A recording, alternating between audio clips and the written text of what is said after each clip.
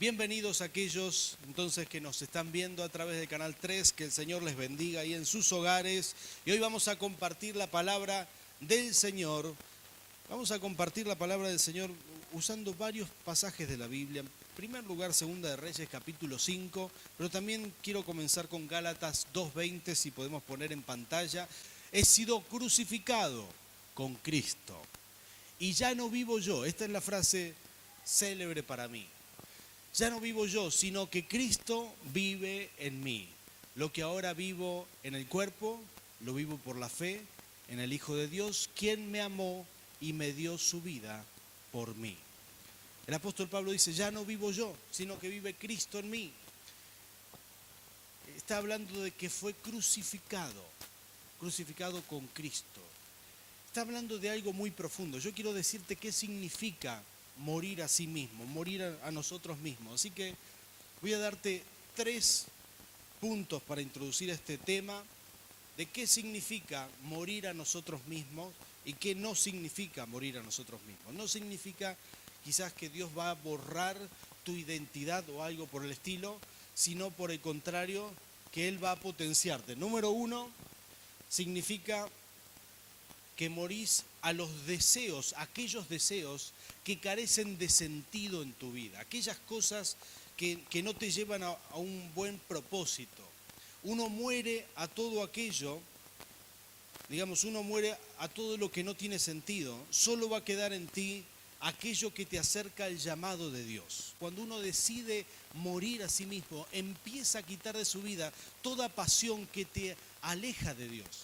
Se empiezan a ir aquellas cosas que te separan de Dios. Hay gente que quiere seguir a Dios, pero quiere mantener todo aquello que desea. Pero yo te digo una cosa, vos querés acercarte a Dios, hay cosas que tenés que rendirle al Señor y que tenés que entregarte. Yo no sé qué cosas serán en ti, pero sé perfectamente qué cosas fueron en mí, ¿sí? Y sé cómo Dios trató conmigo. Número 2, Dios no anula tu ser, sino que lo pule o lo purifica.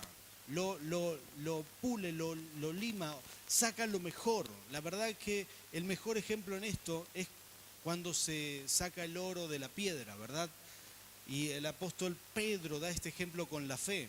El oro, dice, no hay nada más precioso que el oro, se purifica elevándolo a mucha temperatura, ¿sí? Y en un momento se derrite el oro, se saca por un lado el oro y se colan las piedras y toda la impureza se saca por otro lado. Entonces de esa manera se purifica el oro. Lo que Dios hace contigo cuando uno muere, lo que hace es purificarte.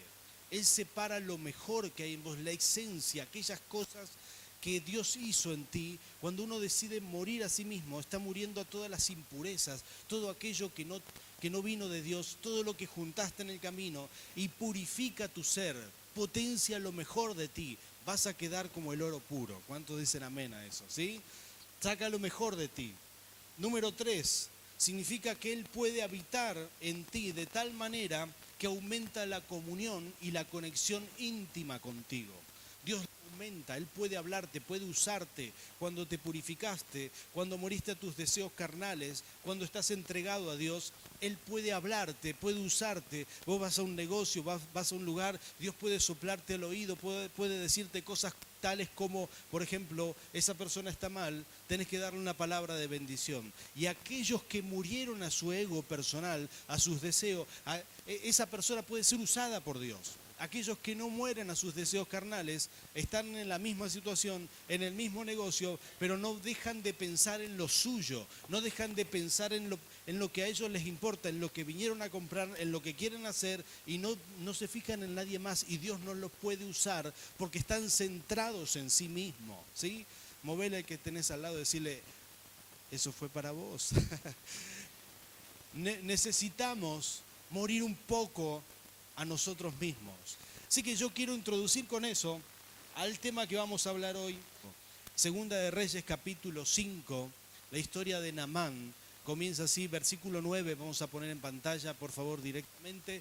El versículo 9 dice así: así que Naamán, con sus caballos y sus carros, fue a la casa de Eliseo y se detuvo ante la puerta. Quiero ponerte en contexto. Naamán era un siervo sirio, era el segundo en todo el imperio, pero tenía lepra.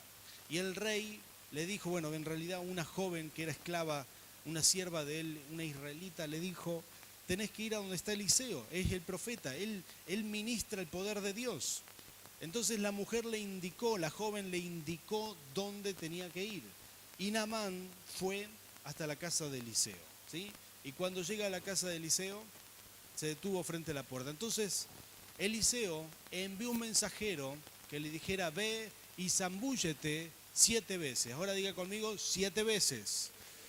7 veces, pero no en cualquier lugar, sino en el río Jordán. Así tu piel sanará y quedarás limpio. Eliseo era un gran profeta de Dios, pero esto no lo sabía Naamán. De hecho, hasta este momento ni lo conoce a Eliseo, porque Eliseo ni siquiera salió a recibirlo. Le mandó su secretario que le diga, anda a zambullirte 7 veces. Es como si le dijeran, mira, anda a bañarte, ¿sí? Es una expresión un poco así como, anda a bañarte y te va a ir bien. Y ahora miren lo que dice la palabra de Dios. Dice, Naamán se enfureció y se fue quejándose. Yo creí que el profeta saldría a recibirme personalmente para invocar el nombre del Señor su Dios y que con un movimiento de manos me sanaría de la lepra. Jordán.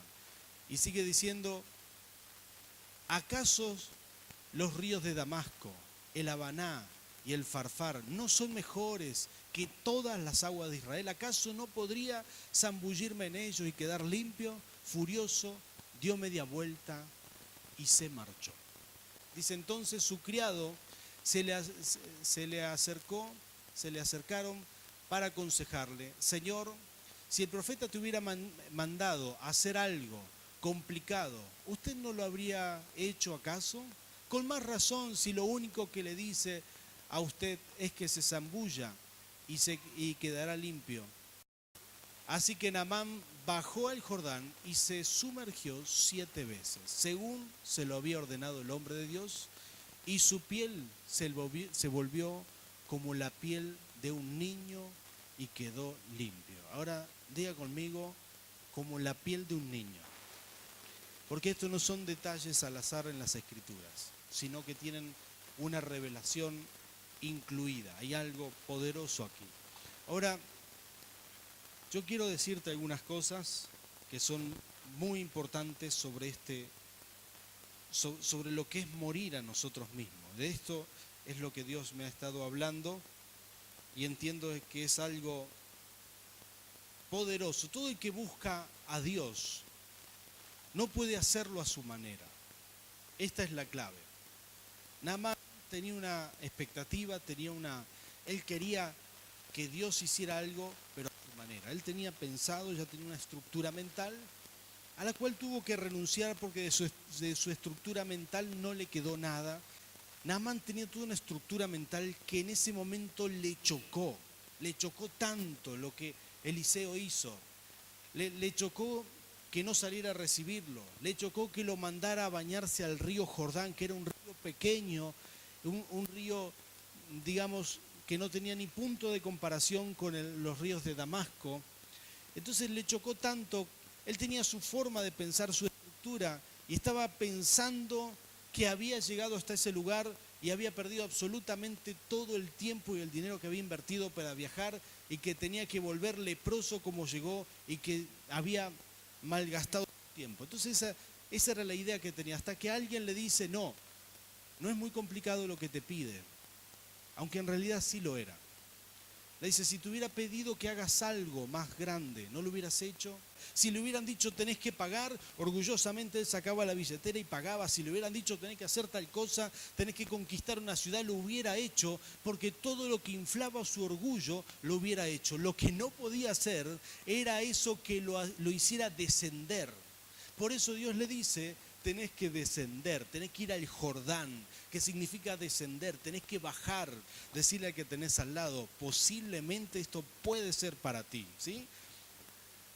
A veces Dios te hace bajar te hace descender, te hace humillarte.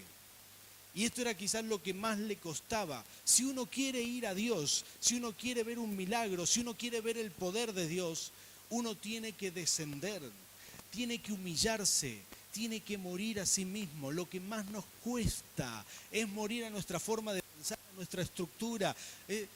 O sea, tenemos la expectativa de que Dios haga las cosas en el tiempo, en la forma y a la manera que nosotros queremos que Él la haga, pero quiero decirte que cuando llegás a Dios, si venís con esa estructura, vas a chocar y vas a rebotar, ¿sí?